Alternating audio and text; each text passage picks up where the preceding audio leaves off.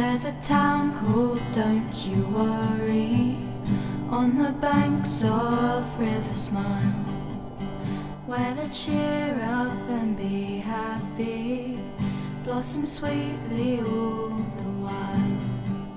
Everybody there is happy and is singing all the while. In the town of Don't You Worry, on the banks of River Smile, on the banks of River Smile.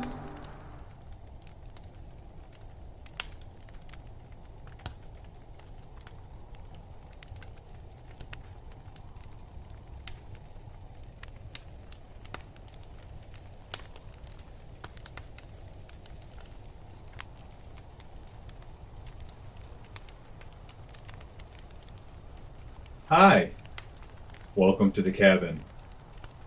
I'm glad you can join me for some more stories.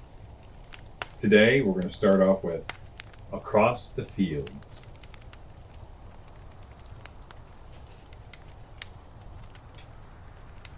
After breakfast, Catherine goes out into the meadows with her little brother Jack. When they start out, the day is as young and fresh as they are.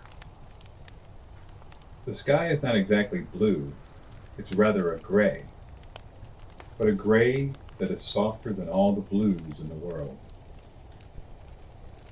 Catherine's eyes are the very same gray, and seem made out of the same piece of the morning sky. Catherine and Jack go quite alone into the meadows. Their mother is a farmer's wife and has work to do on the farm. They have no nurse to take them out, but they don't need one. They know the way. They know the woods and the fields and the hills quite equally.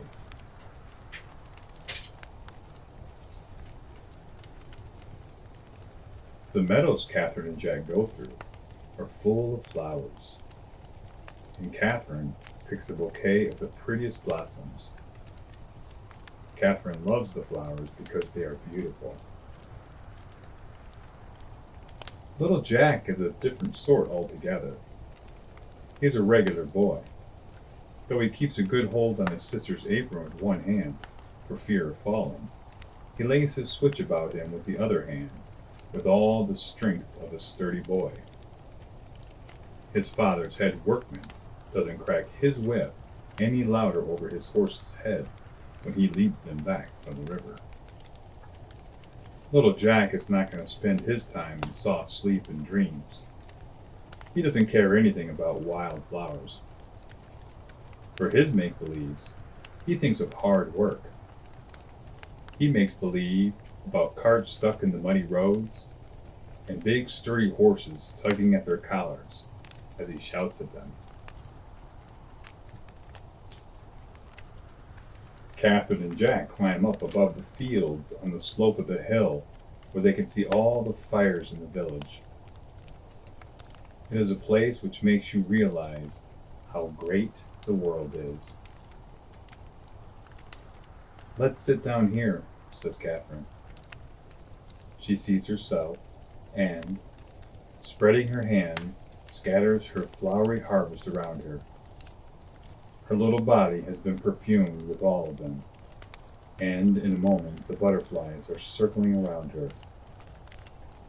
She picks and arranges the flowers, and makes garlands and crowns of them, and hangs little bells at her ears for earrings. Little Jack catches sight of her, and at once is seized with admiration. He stops, and the whip falls from his hands. He sees that she is beautiful.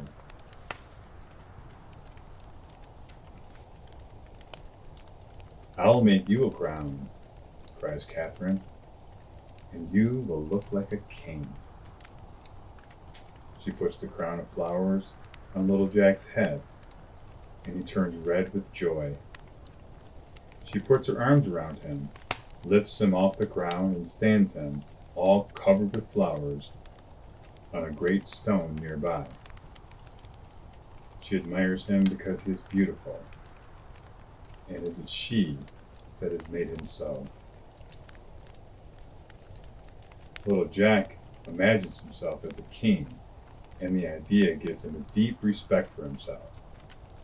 Stiff, immovable, his eyes round, his lips shut tight, his hands open, and his fingers sticking out like spokes of a wheel, he tastes a solemn joy. The sky is over their heads. Woods and fields are at their feet. They are in the middle of the world. They are only good, only beautiful.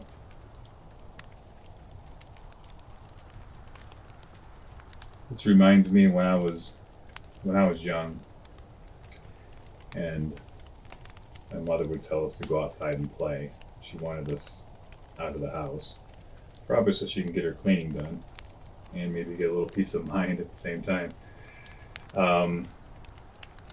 But when you're forced to go outside, you don't really think, that there's anything to do. What am I going to do out here? And so you kind of just wander around. But while wandering, you notice things like the sky, clouds going by. You notice the grass and the rocks. Might even kick a rock around a little bit just for something to do. But you're paying attention to nature a lot more closely when you're focused on it, when you're not distracted from doing other things. So sometimes when you go out there with nothing to do, it becomes a very good memory because you take back with you so much more than if you would have been went out there intending on doing something. And that activity would have taken your mind off of everything else that you would have noticed otherwise. So these relaxing days of just wandering through fields and just being part of nature are comforting memories.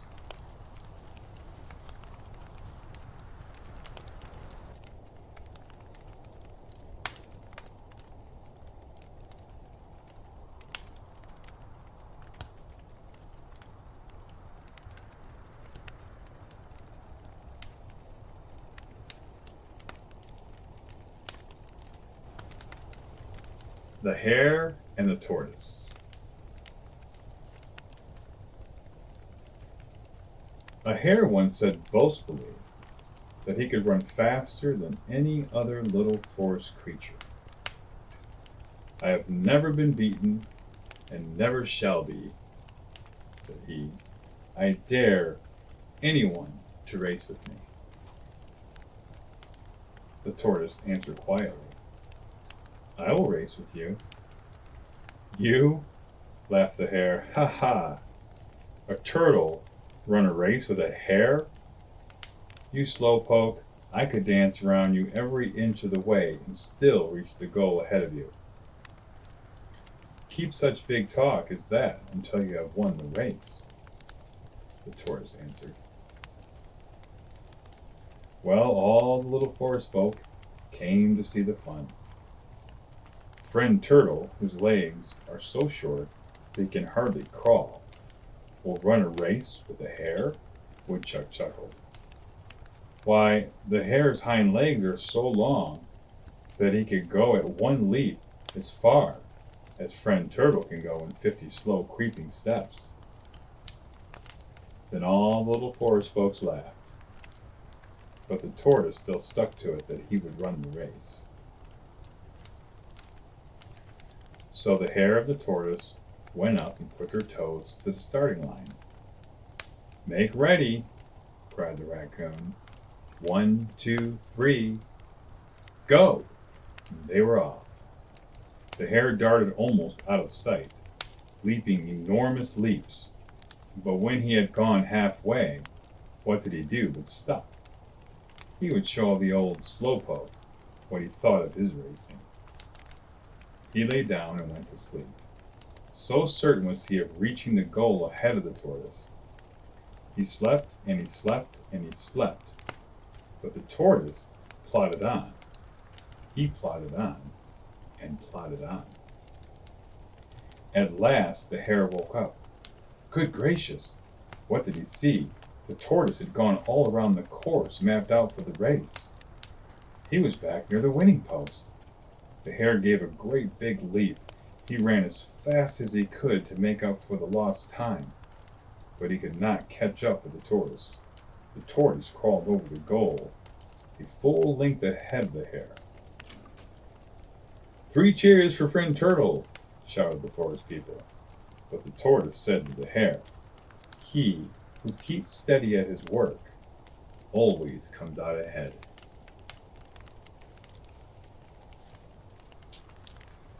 It's a lesson to the hare. You know, the hare wasn't trying to show how fast he was, because if he wanted to do that, he would just ran the race and won it. Everybody expected him to win anyway. So the hare went wrong because he was trying to make the turtle look really bad. He was making fun of him. He was more or less trying to prove how slow the turtle was instead of how fast he was. By napping and still winning, he would have made that tortoise a laughing stock. But instead, he became the joke because he let a tortoise beat him in the race. Lesson there is do your best all the time, and try not to make other people look foolish when you're doing that. And then you don't have to worry about things going wrong.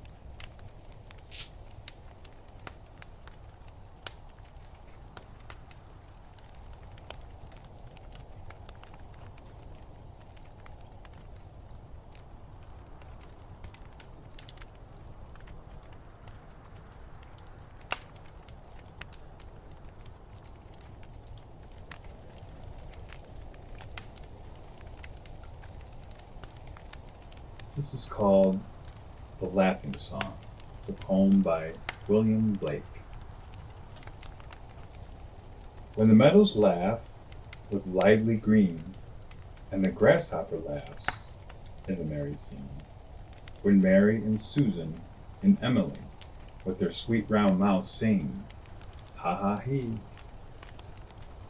When the painted birds laugh in the shade, where our table and cherries and nuts are laid, come live and be merry and join with me to sing the sweet choir of ha ha he.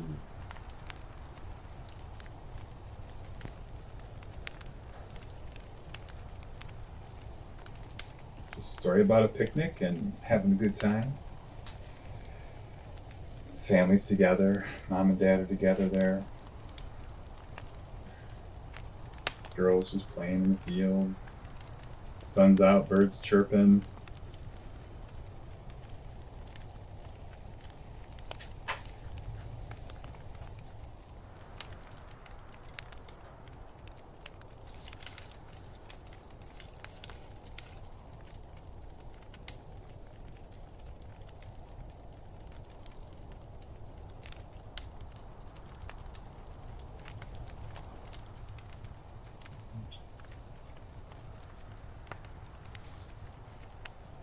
This is a fun little poem called Grasshopper Green.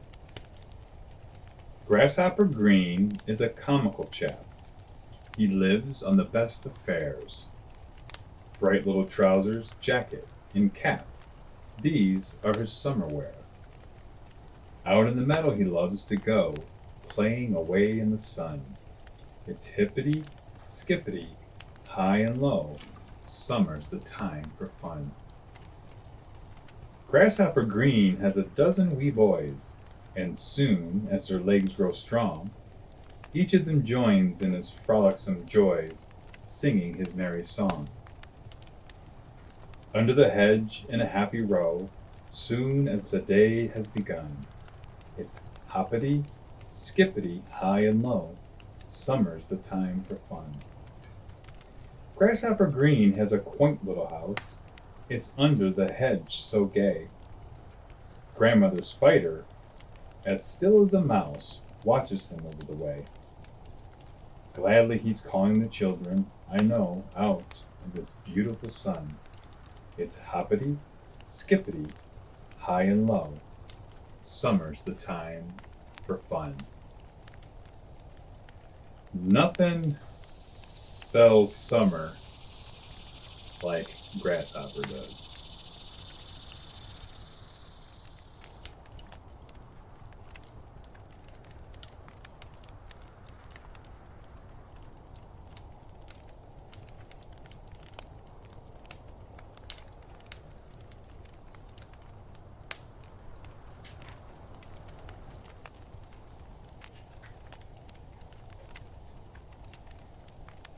This is another poem. It's called A Song for Easter. It's about springtime bursting forth. Wake! Wake up, you sleepers. Wake up, sleeping earth. Now has come the Easter, time for your rebirth. All through snows of winter, you've been fast asleep. Sunshine now is calling. Little rabbits, leap. You little chickens, in your eggs fast curled, peck out to the sunshine, see the great big world. You little seedlings, sleeping in the ground, send up shoots and blossoms, earth is green around. Lambs and calves, come frisking, all you young things play. Life again is waking, this is Easter Day. Ring the bells for Easter, ring them full and deep. It's Easter, life's awaking, after winter's sleep.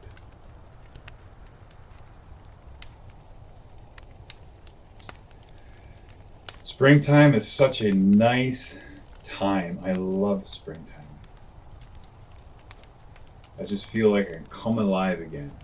Everything inside me is blossoming just like it does for the flowers and the trees and the grass. I really just kind of feel like I'm coming alive again after being so shut away and dormant over the wintertime. It's just the warmth, the sun coming out, just feels so great. And you get to smell the trees and the grass, and nature again. Get to get outside, freezing to death.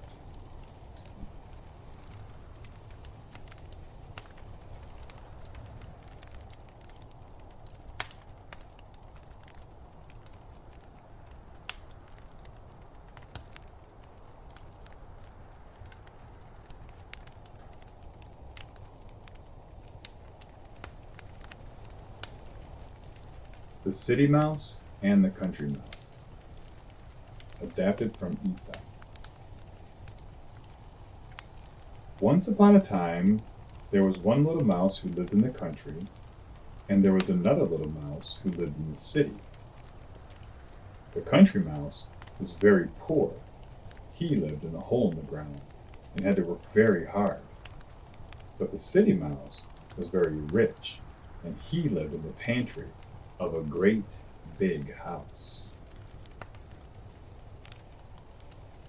Well, one day the city mouse, all dressed up in his best city clothes, came to visit the country mouse in his poor little hole in the field. "Why, my dear friend," said the city mouse, seeing how the country mouse lived, "how very poor are you?"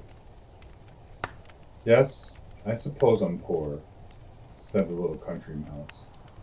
"I haven't much to offer a friend, but if you will make yourself comfortable, I can get you something to eat." So the city mouse lay down lazily while the country mouse went away and worked hard in the fields, digging up roots and wheat stalks.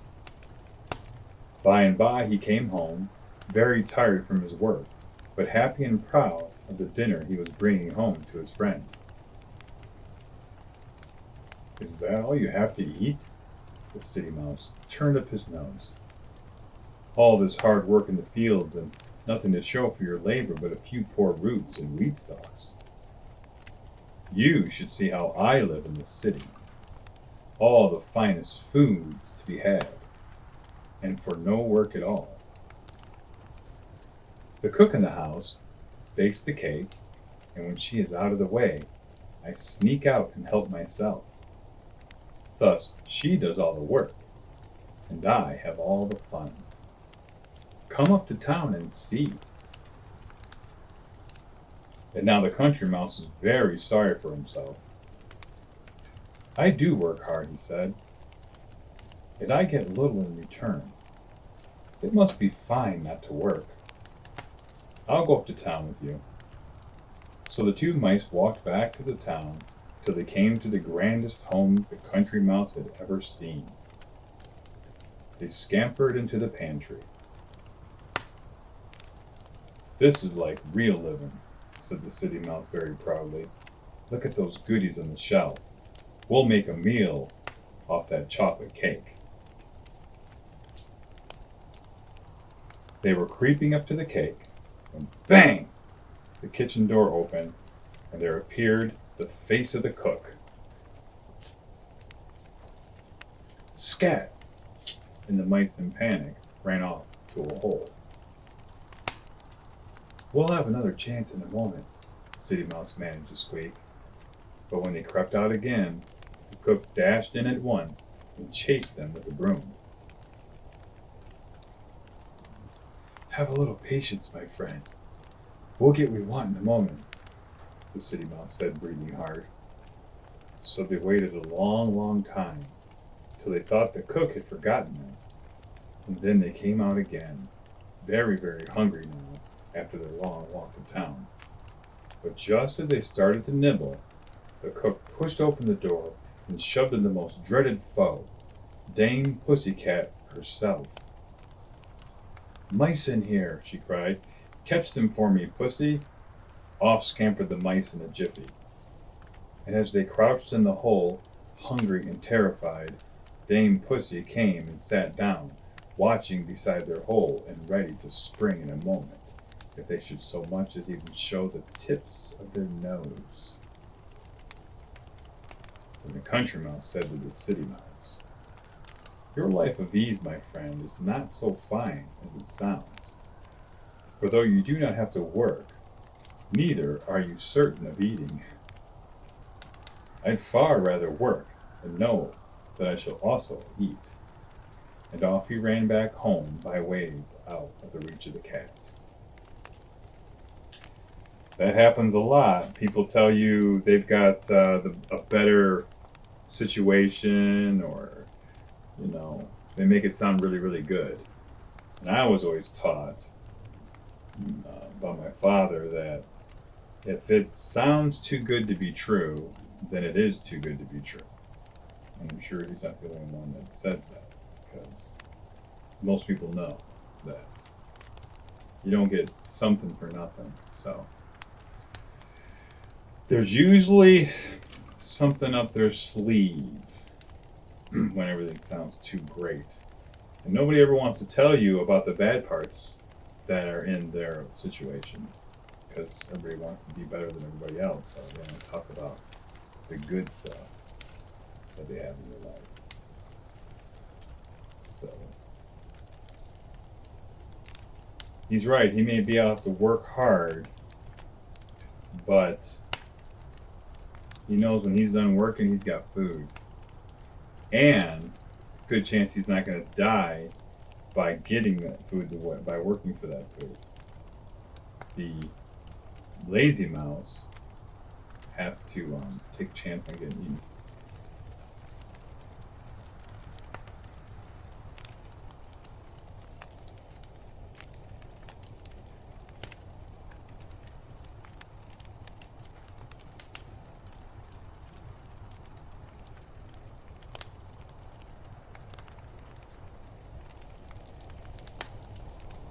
The Tale of Peter Rabbit.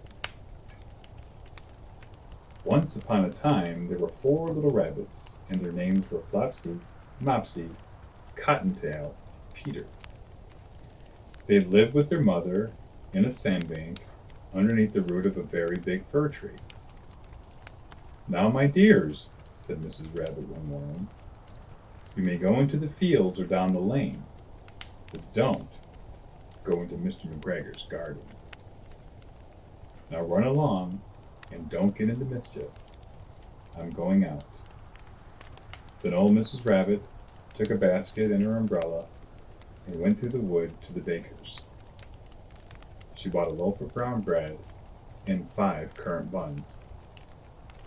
Flopsy, Mopsy, and Cottontail, who were good little bunnies, went down the lane to gather blackberries, but Peter, who was very naughty, ran straight away to Mr. McGregor's garden and squeezed under the gate. First, he ate some lettuce and some French beans, and then he ate some radishes. And then, feeling rather sick, he went to look for some parsley. But around the end of the cucumber frame, who should he meet but Mr. McGregor? Mr. McGregor was on his hands and knees planting young cabbages, but he jumped up and ran after Peter, waving a rake and calling out, "Stop, thief!" Peter was most dreadfully frightened. He rushed all over the garden, for he had forgotten the way back to the gate. He lost one of his shoes among the cabbages, and the other shoe among the potatoes. That's what he gets for not listening to his mother. Don't go into Mr. McGregor's garden.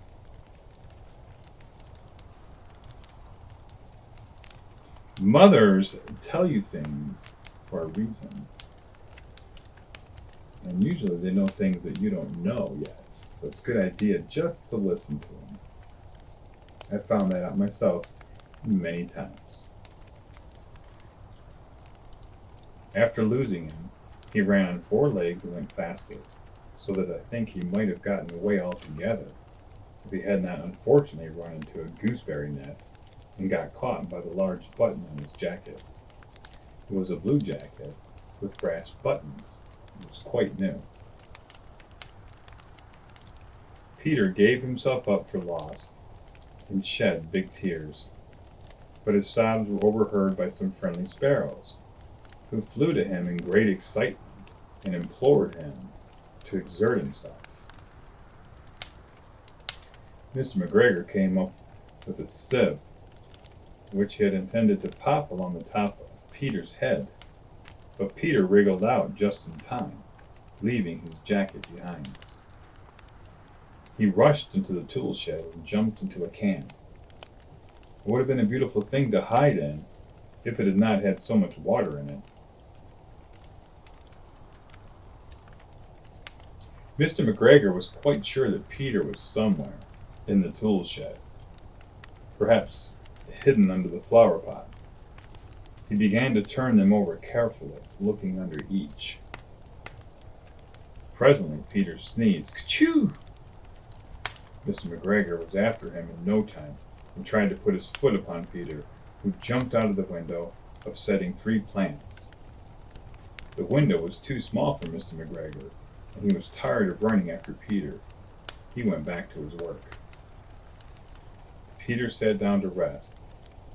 He was out of breath and trembling with fright, and he had not the least idea which way to go.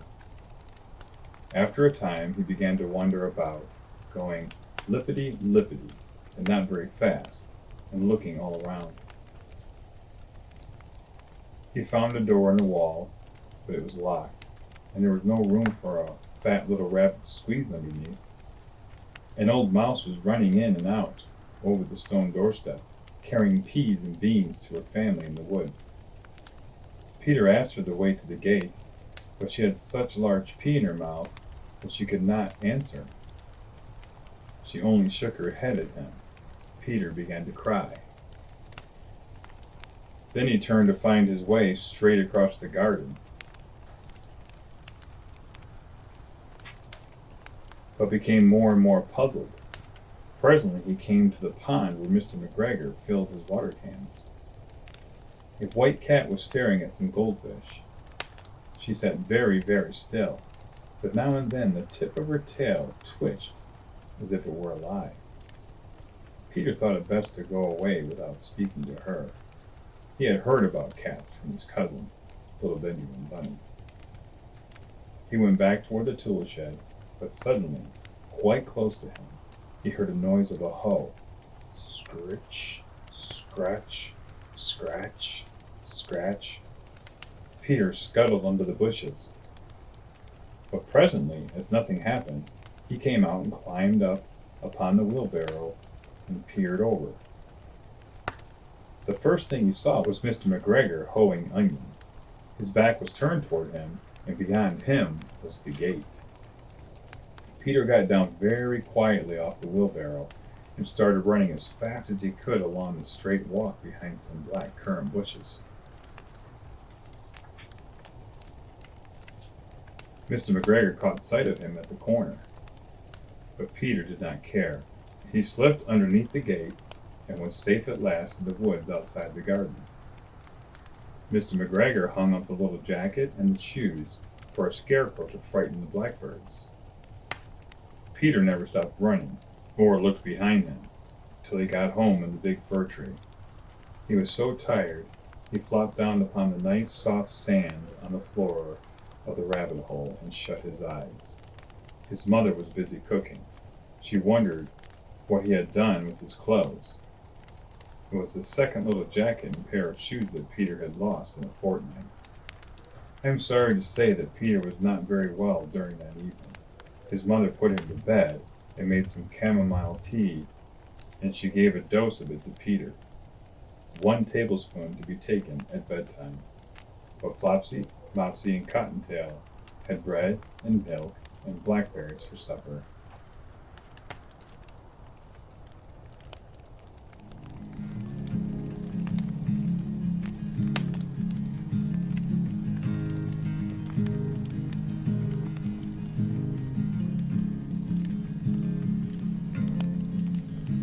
They'll say to their children through stories at bed, things aren't always as they seem. So come now, my love, and lay down your head. May you find sweet dreams in fairy trees.